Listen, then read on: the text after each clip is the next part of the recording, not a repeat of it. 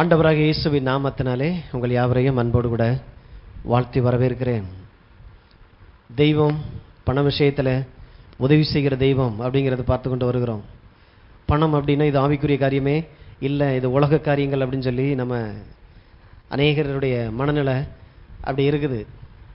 ஆனால் உலகமே சொல்லுது, அருள் இல்லாதருக்கு அவ்வுலகம் இல்லை, பொருள் இல்லாருக்கு இவ்வுலகம் இல்லை. கிருபை இல்லைன்னா நீங்கள் பரலோகத்துக்கே போக முடியாது. என்ன அழகாக எழுதி வச்சிருக்கிறாங்க பாருங்க. கிருபை இல்லைன்னா நீங்கள் அங்கே போக முடியாது. பொருள் இல்லைன்னா, பணம் இல்லைன்னா இவ்வுலகத்துலேயும் நீங்கள் இருக்க முடியாதான். உண்மைதான், உணர்ந்து அதெல்லாம் எழுதி வச்சிருக்கிறாங்க.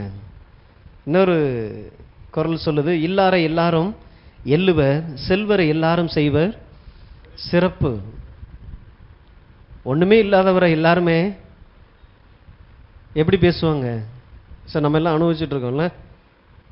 ஆனால் செல்வரை எல்லாரும் செய்வர் சிறப்பு. ஐயா நீங்கள் வந்துட்டீங்களா, நீங்கள் வந்துட்டீங்களான்னு சொல்லி அந்த முதல் வரிசையில் உட்கார வைக்கிற ஆள் யாருன்னு பார்த்தீங்கன்னா செல்வராக இருப்பாங்க.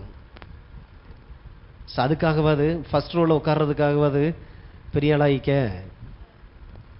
இந்த உலகத்தில் நீ மதிப்புக்குரியவனாக இருக்கணும் அப்படின்னாலே இதெல்லாம் தேவை. இதுக்குன்னா இதெல்லாம் அந்த தனிப்பட்ட பணத்தை குறித்து இருக்கிற அந்த கண்ணோட்டத்தை மாற்றணும் பாருங்க. அது மாறலை அப்படின்னா நம்ம இருக்கிற இடத்துல இருந்துட்டு அப்படியே ஒரு திருப்தியான மனநிலையில் குறைச்சல்லையே நம்ம உட்கார்ந்துட்டு இருப்போம். பொருள் இல்லாரை பொருளாக செய்யும் பொருள் அல்லது இல்லை பொருள். என்ன பாஸ்டர் தமிழ் படம் எடுக்க ஆரம்பிச்சு. ஒரு பொருட்டாக எண்ணப்படாத மனுஷனை கூட ஒரு பொருள் என்ன பண்ணிடும்னா பொருட்டாக என்ன வச்சிரும்.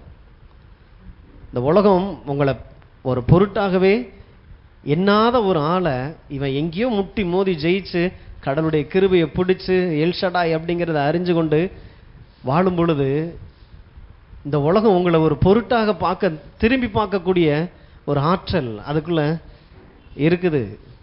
இன்னொன்று ரொம்ப முக்கியமானது, செய்க பொருளை செருணர் செருக்கறுக்கும் எஹ்தனில் கூறியதில். செருக்கறுக்குமா, அதாவது பணத்தை மாத்திர சம்பாதிரி, அதுதான் உன் எதிரியினுடைய அகங்காரத்தை அறுக்கக்கூடிய கூரிய ஆயுதம். சத்துருக்கள் காண தேவன் விருந்து வச்சிருக்கிறாரு. இதெல்லாம் உலகத்தில் நம்மளாம் இதெல்லாம் ஸ்கூல் டேஸ்லேயே இதெல்லாம் பார்த்தீங்கன்னா வெறும் மனப்படத்துக்காக பண்ணிட்டு வந்துட்டோம். ஆனால் வீட்டில் வந்தால் தருத்திரம் தான் அதிகமாக நம்மகிட்ட பேசிகிட்டு இருக்கு. ஆனால் இப்போ தேவனுடைய வார்த்தை, நீ தரித்திரம் அல்ல, உன் வாழ்க்கையில் இருக்கிற எல்லா தீமைகளிலிருந்து நான் உன்னை விடுதலை ஆக்கிட்டேன், இன்னைக்கு நீ என் கரத்தினால் மீட்டெடுக்கப்பட்டிருக்கிறாய். ஒவ்வொரு நாளும் முதல்ல தரித்திரத்தை வெறுக்கணும். உங்கள் வாழ்க்கையில் இருக்கிற குறைச்சி இன்னைக்கு நீங்கள் எதிர்பார்க்கிறத பிள்ளைகளுக்குள்ள செய்ய முடியல, கடவுளுக்காக செய்ய முடியல, எங்கேயோ கட்டப்பட்ட நிலையில் இருக்கிறோம். கைகாலெலாம் நல்லா இருக்குது, ஆனால் மனசில் தேவன் சொன்ன வேலையை செய்ய முடியாத அளவுக்கு ஒரு விதமான முடத்தனம். முடமாக்கப்பட்டவர்களை நடக்க பண்ணுகிற தேவன். எண்ணங்கள் சிந்தனைகள்ல முடத்திலேயே உட்காந்துருப்போம், செய்ய முடியாது. ஆனால் மற்றவன் செய்கிறத பார்க்கும்போது பொறாம வர ஆரம்பிச்சிடும். ஆனால் நம்ம விடுதலையோடு கூட இருக்கிறத பார்க்கும்போது அந்த வாழ்க்கையை நம்ம விரும்புகிறோம், ஆனால் ஒன்றும் கிடைக்க மாட்டேங்குது. சத்ருவினுடைய செருக்கு, அந்த அகங்காரத்தை அழிப்பதற்கு தேவன் கொடுத்திருக்கிற பெரிய ஆயுதம் தான் பொருளாதாரம். ஸோ ஆகையினால தான் முதல்ல பொருளாதாரத்தை குறித்து தானே சரியான ஒரு அறிவு அவசியம். பொருளாதாரத்தை தருவதற்கு தேவன் விரும்புகிறார். அதுதான் பார்த்து கொண்டு வருகிறோம். எல்லாம் தேர்ந்த நிறைய பெரிய பெரிய ஊழியர்கள்லாம் அந்த அளவுக்கு இது ஒரு தைரியமாக பேசுறது கூட தயங்கக்கூடிய காரியங்கள். ஆனால் வேதத்திலே போட்டிருக்குது, ஞானி அவன் தரித்திரனாக இருந்தால் அவனுடைய ஞானம் அசட்டை பண்ணப்படும். ஒரு பொருட்டாகவே என்ன மாட்டாங்க. அவன் பெரிய காரியங்களை பேசலாம், தேவனுக்கு எடுத்த காரியங்கள்லாம் பேசலாம், பரலோகத்தினுடைய வெளிச்சத்தையே கொண்டு வரலாம். ஆனால் அவன் தரித்திரத்தில் இருக்கிறான்ங்கிற ஒரே காரணத்துக்காக அவனுடைய ஞானம் அசட்டை பண்ணப்படும். ஸோ ஒரு பேஸ்மெண்ட்டு பொருளாதாரத்தில் நீங்கள் நன்றாக இருந்து தான் ஆகணும். விரும்புகிற தேவன் தான் இந்த இயேசு. ஆமென். விசுவாசிங்க. உங்கள் வாழ்க்கையில் அது எப்படி நடக்க போகுது, நான் சரியாக படிக்கலையே, அதெல்லாம் நிறைய படிக்காதவங்கெல்லாம் மேதைகளாக இருக்கிறாங்க. விஷயம் படிப்பை வச்சு இல்லை, கடவுளுடைய கிருபை, கடவுளுடைய எண்ணத்தை நம்ம வெளிப்படுத்தணும் அந்த உலகத்துக்கு. உபாகமம் 8:18 அதைத்தான் பார்த்து கொண்டு வருகிறோம். கர்த்தர் தீமை செய்கிறவர் அல்ல. பண விஷயத்துல அவர் உங்களுக்கு நன்மை செய்கிறவராய் இருக்கிறார். உன் தேவனாகிய கர்த்தரை நினைப்பாயாக. அவரே உன் பிதாக்களுக்கு ஆணையிட்டு கொடுத்து தம்முடைய உடன்படிக்கையை உறுதிப்படுத்தும்படி இந்நாளில் உனக்கு உண்டாயிருக்கிறது போல ஐஸ்வர்யத்தை சம்பாதிக்கிறதற்கான பலனை உனக்கு கொடுக்கிறவர். பலனை, ஆற்றலை, திராணியை, சக்தியை, தயவை, கிருபையை கொடுக்கிற தேவன். ஐஸ்வர்யத்தை சம்பாதிப்பதற்கு இப்படி ஒரு தேவனுக்கு ஒரு நாமம் இருக்குது. எல்ஷடா, யெகோவா ஈரே, எபினேசர், யெகோவா நிசி. ஐஸ்வர்யத்தை சம்பாதிப்பதற்கான பலனை கொடுக்கிற தேவன். அடிக்கடி வீட்டில் உட்காந்து பேசுங்க. இதெல்லாம் எப்படி நடக்கும்? எப்படி நடக்கும்? உங்க தொழிலில் ஒரு தெய்வத்தோடு கூட ஒரு கரம், ஒரு பலன் இருப்பதை நீங்க உணர்வீங்க. வாயை திறந்து சொல்லும்போது, நானும் கஷ்டப்பட்டு உழைக்கிறேன், ஆனால் ஒரு ரூபா கூட வீட்டில் தங்க மாட்டேங்குது. தேவன் ஐஸ்வர்யத்தை சம்பாதிப்பதற்கான பலனை கொடுக்கிறார். அந்த பலன் வெறுமனை சம்பாதிக்கிறதுக்கு மாத்திரம் இல்லை, சேர்த்து வைக்கிறது எப்படி, சரியான காரியங்களை இன்வெஸ்ட் பண்றது எப்படி, அதை பாதுகாக்கிறது எப்படி. ஏன்னா தேவன் எங்கெங்கெல்லாம் வேலை செய்கிறாரோ அங்கெல்லாம் சத்துருடைய கிரியைகளும் வேலை செய்யும். திருட்டுத்தனத்தின் ஆவி, திருடன் திருடவும் கொல்லவும் அழிக்கவும் வருகிறான். அப்ப பணத்தை எப்படி திருடுறது?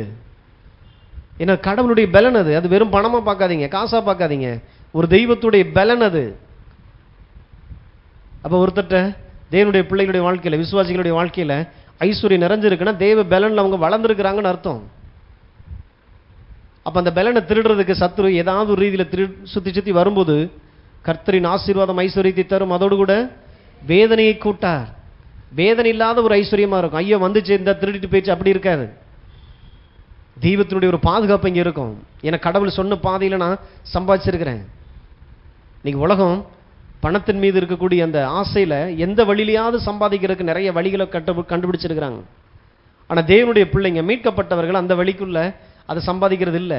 கடவுளுடைய சமூகத்தில் காத்திருந்து பொய் சொல்லாம, திருடாம, மற்றவனை ஏமாற்றாம சம்பாதிக்கிறதுக்கான வழிகள் ஆண்டவர் ஏற்படுத்தி இருக்கிற சத்தனம் பார்த்து கொண்டு வருகிறோம்.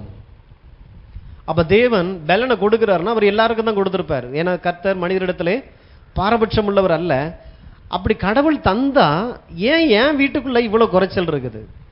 இன்னைக்கு நிறைய பேர் கேள்வி. கடவுள் இந்த வார்த்தையின்படி எல்லாருக்கும் செய்வார், ஆனால் ஏன் எனக்கு மாத்திரம் நடக்க மாட்டேங்குது? ஏன் என் வாழ்க்கையில மாத்திரம் குறைச்சல்லையும் நான் எதிர்பார்க்கிற அந்த உயர்வுக்குள்ள என்னால போக முடியல? அதுக்கு தான் போன வாரத்தில் பார்த்தோம், ஆண்டவர் சில பிரமாணங்களை வச்சிருக்கிறார். புவி ஈர்ப்பு விசை எல்லாருக்குமானது. அது ஒரு லா. யார் யார் அதை ஃபாலோ பண்றீங்களோ அந்த பிரமாணம் அவங்களுக்கு வேலை செய்யுது, எல்லாருக்குமே வேலை செய்யுது. அப்ப யார் அதை அறிஞ்சு அந்த பாதையில சரியா தங்களை பாதுகாப்பாக நடத்துறாங்களோ அவங்களுக்கு அது பாதுகாப்பாகவே இருக்கு. அந்த லா அவங்களுக்கு வேலை செய்யுது.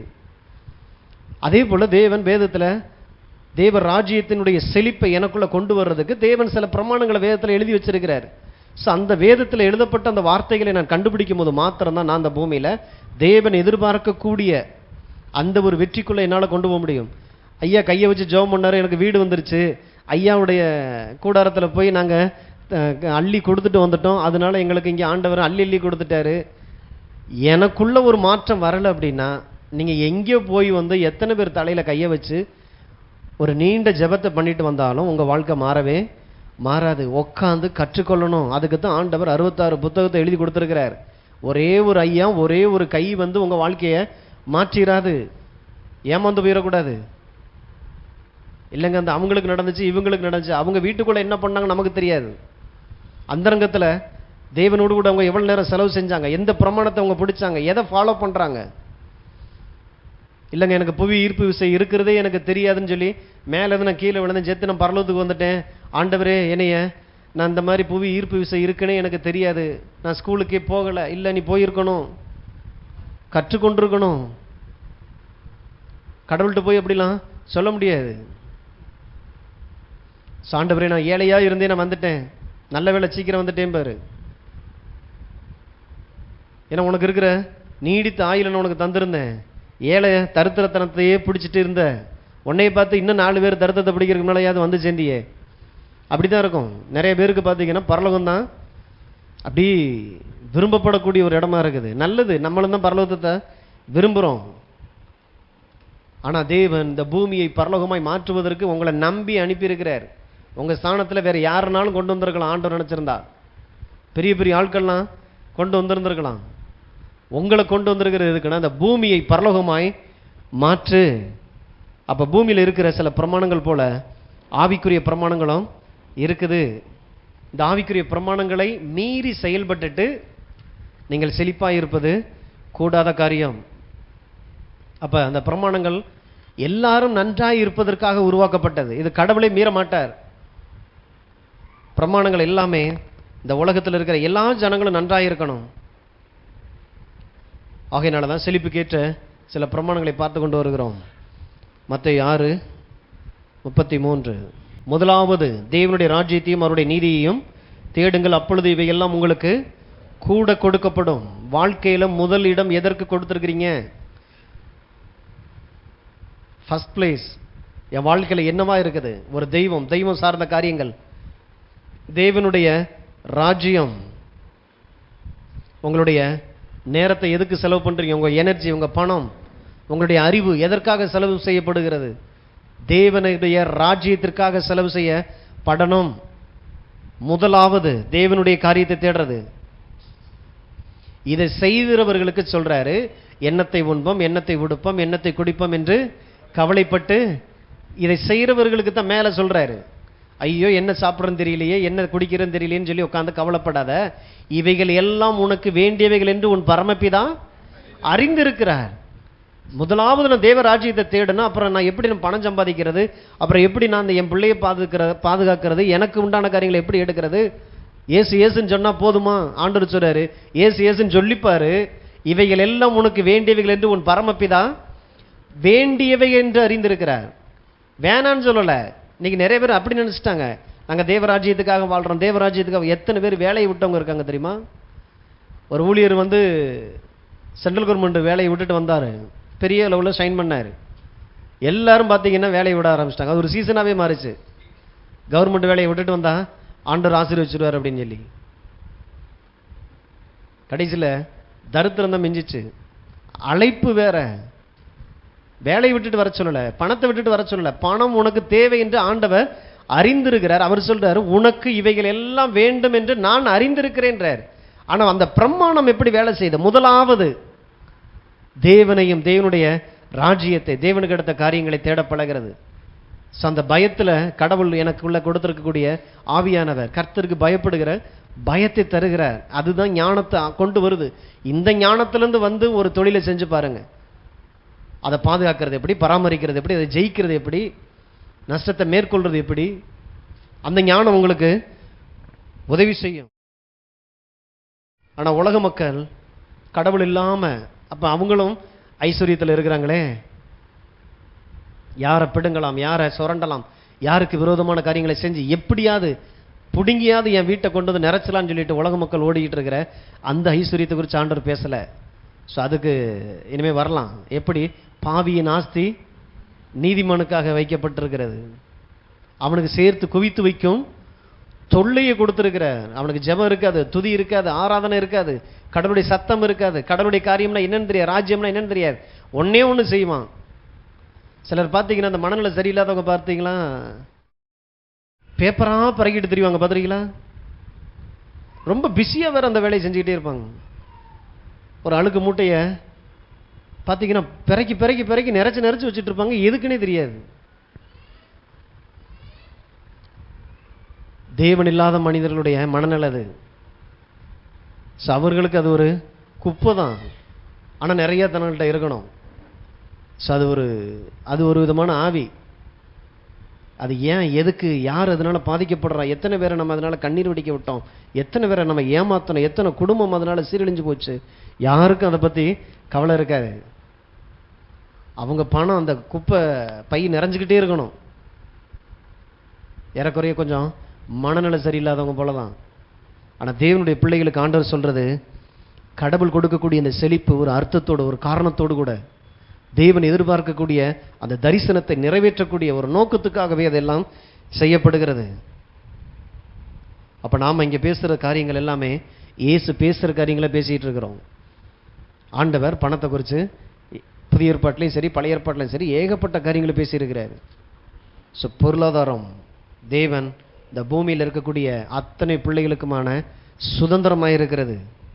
ஆகையினால தான் பூமி ஆண்டவர் உண்டாக்குறார். பூமியில் உள்ள எல்லாவற்றையும் ஆண்டவர் பார்த்து பார்த்து உண்டாக்குனார். மரம், செடி, கொடிகள், விலங்குகள், நீர்நிலைகள், பூமிக்கு கீழே இருக்கக்கூடிய வெள்ளி, பொண்ணு, தங்கம், பெட்ரோலியம் எல்லாவற்றையும் உண்டாக்கிட்டு ஆண்டவர் மனிதன் கையில் கொடுத்து நீ ஆண்டுகொள் என்று சொல்லி ஆசீர்வதித்தார். மனிதன் அதை அனுபவிக்கணும். மனிதனை தேவன் அனுபவிக்கணும். நாம் அனுபவிக்கிறதுக்கு தான் ஆண்டவர் பூமியில் உள்ள எல்லாத்தையும் கொடுத்திருக்கிறார். ஆண்டவர் உங்களுக்குள்ள ஒரு சுய சித்தத்தையும் கொடுத்திருக்கிறார். அந்த சித்தத்தின்படி உங்களுக்கு வேணும்னா, இன்னைக்கு ஹோட்டலுக்கு போகிறோம், ஹோட்டலில் இருக்கிற எல்லாத்தையும் நம்ம சாப்பிட்றது இல்லை, என்ன வேணுமோ அதை எடுத்து சாப்பிட்டுக்கிறோம். அதே போல் பூமியில் இருக்கிற எல்லாமே நமக்காக கொடுக்கப்பட்டது. பரிசுத்தத்தோடு கூட, ஸ்தோத்திரத்தோடு கூட எல்லாவற்றையும் நம்ம அனுபவிச்சுக்கலாம். அனுபவிக்கும்படி தான் கொடுக்கப்பட்டது. ஆனால் இன்னைக்கு அநேகர் பார்த்தீங்கன்னா அந்த பொருளாதார காரியம் வரும்பொழுது இது நமக்கு தேவையில்லை, வாழலாம், பொருளாதாரம் இல்லாமல் அன்னாடங்காட்சி மாதிரி வாழ்ந்துட்டு போயிடலாம். அது பார்க்கறதுக்கு பரிசுத்தம், ஏழ்மை, தாழ்மை அப்படின்ற மாதிரி காட்டிடலாம். இன்னைக்கு சிலர்லாம் பார்த்தீங்கன்னா அது துறவரம்னு சொல்லி ஒன்று சொல்லியே ஒன்றுமில்லாத இருக்கக்கூடிய காரியங்களை போதிக்கிறதுக்குன்னே சில சபைகளை வச்சிருக்கிறாங்க. ஆனால் அது தேவன் வச்சதுன்னா கட்டாயம் அது தேவன் வச்சது இல்லை. அவங்க மனநிலைக்கு அது ஒத்துக்கிறல, சரி ரைட்டு. ஆனால் தேவன் என்ன சொல்லியிருக்கிறார்? ஆண்டு அனுபவி, இந்த உலகத்தில் இருக்கிற எல்லாமே உனக்குரியது, ஆனால் நீ எனக்குரியவன். அதில் ரொம்ப கவனமாக இரு.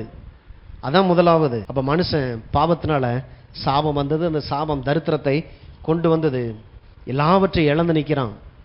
ஸோ இழந்து நின்றனால அவனை அப்படி விட்டுட்டு போகாமல் தமது சொந்த குமாரனாகிய கிறிஸ்துவை இந்த பூமிக்கு தேவன் அனுப்பி சிந்தப்பட்ட அந்த இரத்தத்தினாலே இவன் எதையெல்லாம் இழந்தானோ எல்லாவற்றையும் திரும்ப பெற்றுக்கொள்ளும்படியான ஒரு கிருபை இன்னைக்கு நம்ம எல்லாருக்குள்ளமா உண்டாயிருக்கிறது. அப்ப நாம எந்த இடத்துல, எந்த உலகத்துல நம்ம எல்லாவற்றையும் இழந்தோமோ அதே இடத்துல தான் இயேசு தன்னுடைய இரத்தத்தை சிந்தி இன்னைக்கு நம்ம இழந்த எல்லாவற்றையும் திரும்ப கொண்டு வந்திருக்கிறார். ஆகையினால தான் உலகத்தை தேவன் நேசிக்கிறார். இவ்வளவாய் தேவன் உலகத்தில் அன்பு கூர்ந்தார். உலகத்தில் அன்பு கூர்ந்தார், பரலோகத்தில் அன்பு கூர்ந்தார் போடல. தமது ஒரே பேரான குமாரனாய் கிறிஸ்துவை இந்த உலகத்துக்கு, நீங்க வாழ்ந்துட்டு இருக்கிற இந்த உலகத்துக்கு தேவன் தன்னுடைய பிள்ளையை அனுப்பி உலகத்தில் அன்பு கூர்ந்தார். இந்த பூமியில தான் இயேசு ரத்தம் சிந்தினார். அவர் பரமேறி போகும்போதும் சொல்றார், உலகம் முழுவதும் சென்று இந்த சுவிசேஷத்தை, உலகத்தை குறித்து தான் நான் பார்வையாத்தான் இருக்கு. அப்ப பரலோகத்தில் கூட என்ன, யாரு எதை பேசிக்கிட்டு இருக்கிறா? உலகத்தை குறித்து தான் பேசிட்டு இருக்கிறாங்க. அப்ப இங்க ஏற்கனவே சீக்கிரமா காலத்துக்கு முன்னால மரிச்சு போனாங்களே, அவங்க இப்ப அங்கே உட்காந்துட்டு என்ன பாட்டு பாடிட்டு இருக்கிறாங்க? நாங்கள் பூமியிலே ஆளுகை செய்வோம் என்ற புதுப்பாட்டை பாடினார்களாம். அப்ப பரலோகத்தில் இதுக்கு முன்னால் அந்த பாட்டுலாம் வரல. இங்க இருந்து போன ஆட்கள் உட்காந்து பார்க்குறாங்க, போர் அடிச்சிருச்சு. ஏன்? எத்தனை நாளத்துக்கு தான் இந்த ஆண்டவரை நான் உட்காந்து அங்கே தூச்சிக்கிட்டே இருக்கிறது? ஏன்னா நம்ம அப்படி உண்டாக்கப்படலை. அதனால தான் ஆண்டவரே நம்மளை அங்கே ரொம்ப காலம் வைக்காம சீக்கிரமாக நம்மளை இங்கே கொண்டு வந்து அவரோடு கூட ஆளுகை செய்யும்படி புதிய வானம் புதிய பூமியை உண்டாக்கி புதிய உலகத்தை, பிசாசை கொண்டு போய் நித்திய நரகத்தில் தள்ளிட்டு 1000 வருட அரசாட்சி அங்கேருந்து ஆரம்பிக்கும்படி திரும்ப நம்மளை இங்கே தான் கொண்டு வர்றாரு. பரலோகத்தில் நம்மளுக்கு நிரந்தரமான ஒரு இடத்தை ஆண்டவர் இங்கே ஏற்படுத்தலை. ஏன்னா நமக்கு பூமியைத்தான் பரலோகமாய் தந்தார். வானத்தை உண்டாக்கினவர் தான், பரலோகத்தை உண்டாக்கினவர் தான், பூமியையும் உண்டாக்கினார். ஆமென். பூமியை முதல்ல நேசிங்க. ஏன்னா கடவுள் நேசிக்கிற இடம் இந்த உலகம். அப்ப இந்த உலகம்தான் அவருடைய எண்ணங்களும் சிந்தனையுமா இருக்குமானால் எனக்கும் அதுதான். அப்ப இந்த உலகத்தில் நான் ஆண்டு கொள்ளணும் அப்படின்னா எனக்கு கட்டாயம் பொருளாதார காரியங்களில் நன்றாக இருக்கிறதை தேவன் விரும்புகிறார். அதுக்குத்தான் ஆண்டவர் வார்த்தையை கொடுத்திருக்கிறார், பரிசுத்த ஆவியை கொடுத்திருக்கிறார். கிறிஸ்து இயேசுவினால் மீட்கப்பட்டு பாவம் மன்னிக்கப்பட்டு சாபத்திலிருந்து விடுதலையான நான் என்னெல்லாம் எனக்கு சொந்தமாக்கப்பட்டதாக இருக்கிறது ஒவ்வொரு நாளும் நான் அறிந்து செயல்படணும். அதுக்குத்தான் தேவன் தேவ தூதர்களை கொடுத்து எனக்கு உதவி செய்யும்படி. அப்போ என் வேலையை நானே பார்த்துட்டு இருக்கிறேன்னு எனக்கு எதுக்கு உதவிக்கு ஆளு இல்லை? நான் ராஜா, எனக்கு நிறையா வேலையாட்கள் தேவை. ரட்சிக்கப்பட்டவன் அப்படி இருக்கணும்னு சொல்லி தான் தேவன் தூதர்களை கொடுத்துருக்கிறார். அப்போ பரலோகத்தை பார்த்துட்டு பூமியில் வெற்றியுள்ள ஒரு வாழ்க்கை வாழணும் அப்படின்னா கூடாத காரியம்.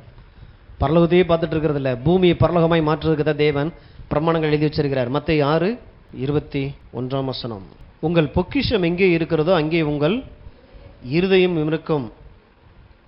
இதை இப்படியும் சொல்லலாம், உங்கள் இருதயம் எங்கே இருக்குதோ அங்கே தான் உங்க பொக்கிஷம். பொக்கிஷத்துக்கு பக்கத்துல தான் உங்க இருதயத்தை வச்சிருப்போம். கண்ணானது சரீரத்தின் விளக்காய் இருக்கிறது. உன் கண் தெளிவாய் இருந்தால் உன் சரீரம் முழுவதும் வெளிச்சமாய் இருக்கும். உன் கண் கெட்டதாய் இருந்தால் உன் சரீரம் முழுவதும் இருளாய் இருக்கும். இப்படி உன்னில் உள்ள வெளிச்சம் இருளாய் இருந்தால் அவ்விருள் எவ்வளவு அதிகமாய் இருக்கும். கண்ணானது சரீரத்தின் விளக்காய் இருக்கிறது. அப்ப இங்க பேச வர்றது உங்க சரீர பிரகாரமான கண்ணை குறித்து பேச வரல.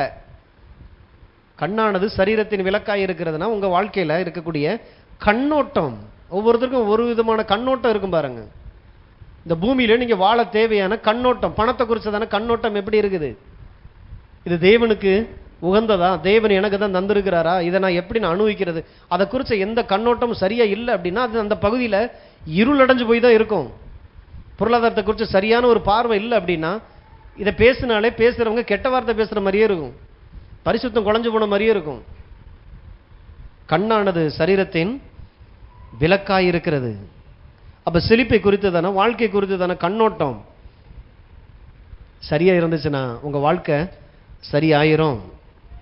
24 2 எஜமான்களுக்கு ஊழியம் செய்ய ஒருவனாலும் கூடாது. ஒருவனை பகைத்து மற்றவனை சிநேகிப்பான், அல்லது ஒருவனை பற்றி கொண்டு மற்றவனை அசட்டை பண்ணுவான். தேவனுக்கும் உலக பொருளுக்கும் ஊழியம் செய்ய உங்களால் கூடாது.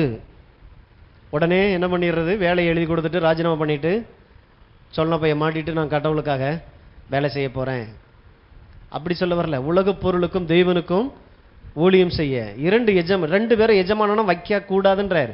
முதலாவது நான் தேவனை வைக்கும் போது இதுக்கு அப்படிதான் சொல்றாரு. எண்ணத்தை உண்மை இப்படி செஞ்சிட்டதுனால கடவுள் தான் எனக்கு ஆண்டவர், இயேசு தான் என்னுடைய ரட்சகர், அவருக்கு என் வாழ்க்கையை நான் அர்ப்பணிக்கிறேன்னு சொன்னதுனால பணமே சம்பாதிக்க கூடாது, பணமே தேவையில்லைன்னு சொல்லல.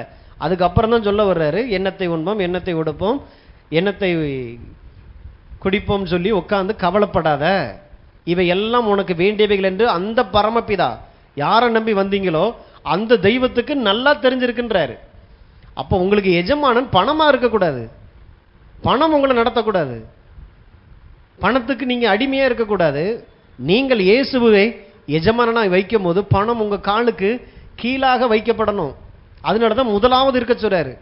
உங்களுக்கு நிறைய கொடுக்கறதுக்காக இந்த பிரமாணத்தை ஃபாலோ பண்ண சொல்றாரு.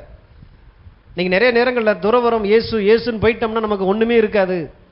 அதனாலே நிறைய பேர் பார்த்தீங்கன்னா வாலிப பிராயத்தில் சர்ச்சுக்கு வரும் பொழுதுலாம் வயசானவங்க உட்காந்துட்டு சொல்றது தான், இப்பவே வா, நீ அனுபவிக்க வேண்டியதுல எவ்வளவு இருக்குது, வயசான காலத்தில் செய்ய வேண்டியது நீ இப்பவே செய்ய ஆரம்பிக்கிற. புரியல பாருங்க. இந்த தெய்வத்தை நான் எவ்வளவு சீக்கிரமா இயேசுவை சொந்த ரட்சகர் ஆண்டவராக ஏற்றுக்கொண்டு என் வாழ்க்கையை ஆரம்பிக்கிறனோ அவ்வளோ சீக்கிரமா என் வாழ்க்கையினுடைய செழிப்புகள் ஆரம்பிக்கும். உலகம் அனுபவிக்காத அந்த சந்தோஷம், உலகம் அனுபவிக்காத அந்த நல்ல காரியங்களுக்குள்ளாக தேவன் நம்மை நடத்துகிறார். எதற்கு இதெல்லாம்? தேவ ராஜ்யம் இந்த உலகத்துக்கு தெரியணும், இப்படிப்பட்ட தேவன் இந்த உலகத்துக்குள்ள இருக்கிறாருங்கிறது தெரியணும். அப்ப பணத்துக்கு உங்களை வித்து போட்டுட்டு நீங்க கடவுளுக்கு பிரியமான வாழ்க்கை வாழ முடியாது. அவர் ஆண்டவர் அப்படின்னா வேறு எதுவும் என்னை ஆளுகை செய்யக்கூடாது. ஞாயிற்றுக்கிழமை கோடி ரூபா தந்தாலும் நான் எங்கே இருக்கணுமோ அங்கே நான் இருப்பேன். ஏன்னா என்னை ஆளுகை செய்கிறது பணம் அல்ல, தேவன் என்னை ஆளுகை செய்து கொண்டிருக்கிறார். ஆகையினால தான் பணத்துக்காக நான் எந்த மனுஷன்ட்ட போய் மண்டையை செஞ்சுட்டு இருக்க வேண்டிய அவசியம் இல்லை. கர்த்தர் பெரியவராக இருக்கிறார். நான் ஆராதிக்கிற தேவன் சகல நன்மைகளையும் எனக்கு செய்கிற தேவனாக இருக்கிறார். பரமபிதா எனக்கு தேவையான எல்லாவற்றையும் அவர் அறிந்திருக்கிறார். உங்களுக்கு தேவை இல்லைன்னு சொல்லல, இவை எல்லாம் உங்களுக்கு வேண்டியவைகள் என்று உங்கள் பரமபிதா அறிந்திருக்கிறார். ஆண்டவர் மட்டுமே என்னுடைய எஜமானனாக இருக்க முடியும். முதலாவது ஆண்டவரை தேடுங்க. கடவுள் இதில் எங்கே இருக்கிறார்? அதனால தான் ஒவ்வொரு காரியத்திலையும் அவர் கொண்டு வர்றாரு.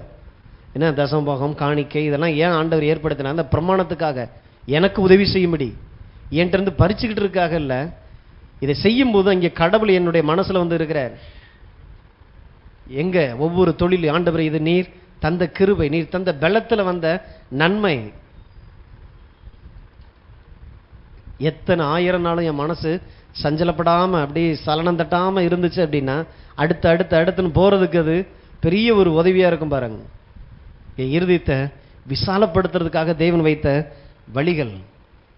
அடுத்து போன வாரத்திலே பார்த்தோம், மனம் பொருந்தி செவி கொடுத்தால் தேசத்தின் நன்மையை புசிப்பீர்கள். ஏசாயா 1:19 போட்டிருக்கு இல்லையா? மனம் பொருந்தி செவி கொடுத்தால் தேசத்தின் நன்மையை, பரலோகத்தின் நன்மை இல்லை, பூமியில் இருக்கிற நன்மையை நீங்கள் புசிக்கணும் அப்படின்னா இங்கே தேவன் இந்த பிரமாணத்தை வச்சிருக்கிறார். முதலாவது, அடுத்து அவர் சொல்ற காரியங்களுக்கு உங்களை கீழ்ப்படிய பண்றது, விரும்பி மனம் பொருந்துறது தேவனுடைய எண்ணங்களுக்குள்ளாக. சில நேரங்களில் எனக்குள்ள கேள்வி வந்துகிட்டே இருக்குது பாருங்க, எப்படி இதை செஞ்சா சரியாயிருமா, இதை ஏன்னா நம்ம சிறுதுளி பெருவெள்ளத்திலேயே வாழ்ந்து பழகிட்டோம். கொஞ்சம் கொஞ்சமா சேர்த்து இந்த குருவி சேர்த்த மாதிரி சேர்த்து நானும் ஒரு கூட்டை கட்டினேன்னு சொல்லி ஒரு வீட்டை கட்டுறது, வயசு போயிருது. சிறுதுளி பெருவெள்ளம் நல்லது, சேவிங் வேணான்னு சொல்லலை, என்னால் ஒன்றும் சேதமாகாதபடி கூடையிலே மிச்சம் எடுக்க வைத்த தேவன். ஆனா தேவன் நம்மளை நடத்துற பாதை என்ன? அவர் சொல்ற காரியங்களுக்குள்ளாக என்னை நான் கொண்டு போகும்போது என் மனசு நிறைய தடை உள்ள உண்டாகும். எல்லாவற்றுக்கும் மத்தியிலும் கர்த்தாவே நீர் சொல்லி இருக்கிறீர், உம்முடைய வார்த்தைக்கு என்னை தாழ்த்துகிறேன்னு சொல்லி ஒவ்வொரு மனிதனும் ஒவ்வொரு நாளும் என்னை தாழ்த்த தாழ்த்த மனம் பொருந்தப்படுது. இன்னைக்கு சர்ச்சுக்கு வந்திருக்கிறோம், இல்லை எத்தனை பேர் மனம் பொருந்தி வந்தீங்கன்னு சொல்ல முடியாது. சர்ச்சுக்கு போகலைன்னாக்க வீட்டில் நமக்கு இந்த வாரம் முழுசும் நம்மளை நிம்மதியாக இருக்க விட மாட்டாங்க. அப்பா அம்மாவுடைய சத்தத்துக்கு பயந்து கூட வந்திருக்கலாம். கீழ்ப்படிஞ்சிட்டாங்களா? கீழ்ப்படிஞ்சிட்டாங்க. ஆனால் எப்போ ஆசீர்வாதம் உண்டாகும்? மனம் பொருந்தும் போது. ரொம்ப முக்கியமானது பாருங்க, நீங்கள் செஞ்சிருவீங்க, ஆனால் மனம் பொருந்தி செய்கிறோமா? கர்த்தாவே இது எனக்கு கொஞ்சம் கஷ்டமாக இருக்குது, வலிக்குது, ஆனாலும் ஆண்டவரே நீர் சொல்லியிருக்கிறேன், நான் உம்மை நேசிக்கிறேன், எனக்கு ஒரு பொழுது நீர் தீமை செய்யாத தேவன். மனம் பொருந்தி அந்த இடத்துக்குள்ள வரும் பொழுது தான் பெருக்கம் உண்டாகும். ஸோ நன்மையை புசிப்பீர்கள். அப்போ இந்த உலகத்தை நமக்காகத்தான் தேவன் வைத்திருக்கிறார். ஆனால் அக்கிரமக்காரன் நல்லா வாழ்ந்துட்டு இருக்கிறான், நம்ம மனசு தாங்களடைய ஆரம்பிச்சிடும். நான் இவ்வளவும் செஞ்சோம், ஆண்டவர் ஏன் என் வாழ்க்கையில் இன்னும் நான் எதிர்பார்க்கக்கூடிய கடவுள் சொன்ன அந்த வார்த்தையின் அளவுக்கு என்னால் வாழ முடியல. அக்கிரமக்காரன்லாம் நல்லா இருக்கிறானே, அவன் சர்ச்சுக்கு வரல, ஜெபிக்கலை, அவன்லாம் நல்லா இருந்துட்டு இருக்கானே. ஆனால் ஒன்று சொல்லுது, சூரியனை நல்லூர் மேலும் துய்யூர் மேலும் உதிக்க பண்ணுகிற தேவன், காட்டு புஷ்பங்களை உடுத்து வைக்கிற தேவன், பறவைகளை போஷிக்கிற தேவன் உங்கள் பரமபிதா. அப்படின்னா ஒரு காட்டு புஷ்பத்தையே இவ்வளவு தூரத்துக்கு ஆசீர்வதிப்பாரானால் உங்களுடைய அப்பா உங்களை உடுத்து வைப்பது அதிக நிச்சயம் அல்லவா? அவர்களை பார்க்க நீங்க தான் கடவுளுக்கு ரொம்ப ரொம்ப விசேஷமானவர்கள். முதல்ல அந்த விசுவாசம் உள்ள வரணும். அப்போ அந்த பொல்லாதவர்கள் நல்லா இருக்கிறத பார்த்த உடனே பொறாம வரக்கூடாது, கடவுள் மேலே தாங்கள் அடையக்கூடாது. ஒன்று தெரியணும், பொல்லாதவர்களே என் தகப்பன் இவ்வளவு ஆசீர்வதிச்சா நான் அவருடைய பிள்ளையா இருக்கிறது எவ்வளவு தூரத்துக்கு இந்த தேவன் என்னை ஆசீர்வதிக்க மாட்டார். ஸோ இதெல்லாம் நமக்கு விசுவாசத்தை கொண்டு வரணுமே ஒழிய அவிசுவாசம் உள்ள வந்துடக்கூடாது. அப்போ அவங்க சாமி தான் பெருசோ, ஸோ அவங்க என்னமோ ஒன்று பண்ணுறதுனால தான் இப்படி வந்துட்டாங்க, அப்போ நம்மளும் அதை ஃபாலோ பண்ணிடலாமோ? ஒரு பொழுதும் மனசு அப்படி சந்தேகப்பட்டுறக்கூடாது. நல்லூர் மேலும் தீயூர் மேலும் தேவன் மழையை பெய்ய பண்ணுகிறார். அந்த பேஞ்ச மழையிலே இப்படி இருக்குன்னா ஜீவ நீரூற்றுக்குள்ள எனக்குள்ள வச்சு தோன்ற பண்ணுவேன்றாரு. இந்த தேவனுடைய பிள்ளையா நான் இருந்துட்டு அற்ப காரியங்களை பார்த்து நம்ம அப்படி மனசு விட்டுறக்கூடாது. இன்னும் சொல்ல போன ஆண்டவர் சொல்றாரு, பாவிகளின் ஆஸ்தி நீதிமானுக்காக சேர்த்து வைக்கப்படுகிறது. ஆண்டவர் ஏன் இவ்வளோத்தையும் செய்கிறார்? ஏதோ ஒரு நோக்கம் வச்சிருக்கிறார். ஏன் கடவுளுடைய பிள்ளைங்களுக்கு இவ்வளோ ஆஸ்தி தேவை, இவ்வளோ பணம் தேவை? தேவ ராஜ்யம் நம்ம மூலமாக தான் அந்த பூமியில் கட்டப்படணும். ஆண்டவருக்கு பணக்காரர்கள் தேவையில்ல, கடவுளுக்கு தேவனுடைய பிள்ளைகள் தேவை. என் பிள்ளை அதை செய்வான். அதனால தான் ஆண்டவர் நம்மளிடத்துல இருந்து இதெல்லாம் பேசிக்கிட்டு இருக்கிறாரு. இதை எல்லாம் நமக்கு வேண்டிகள் என்று அறிந்திருக்கிற ஒரு பிதா நமக்கு இருக்கிறார். அவர் தான் சொல்றாரு, கொடுங்கள் அப்பொழுது கொடுக்கப்படும், அமுக்கி குலுக்கி சரிந்து விழும்படி நன்றாய் அளந்து மனிதர்கள் மடியிலே போடுவார்கள். சுவிசேஷத்து நிமித்தமா யாராவது ஒருத்தன் வீட்டையாது நிலத்தையாது உறவுகளை விட்டா இம்மையிலே 100 திரும்ப பெறுவான். ஏன் அவனுக்கு 100 வீடு தேவை? அவனுக்கு நல்லா தெரியுது, சுவிசேஷத்துக்காக சுவிசேஷத்தை குறிச்சதான ஒரு பாரம். தேவ ராஜ்யம் முதலாவது வைக்கிறான். நிலங்கள், வீடுகள், சொத்துகள் தேவனுடைய ராஜ்யத்தில் கொண்டு போய் விதைக்கப்படணும். தேவனுடைய ராஜ்யம் வளரணும் என் பகுதியில். அப்போ ஏன் என்கிட்ட இருக்கிற ஏதாவது பயன்படாதா தேடி தேடி பார்க்குறான். அது செய்யும் போது பரலோகம் திருப்பி செலுத்துகிற காரியம் 100 மடங்கு. பரலோகத்தில் போய் 100 வீடு இல்லை, பூமியிலேயே 100 வீடு.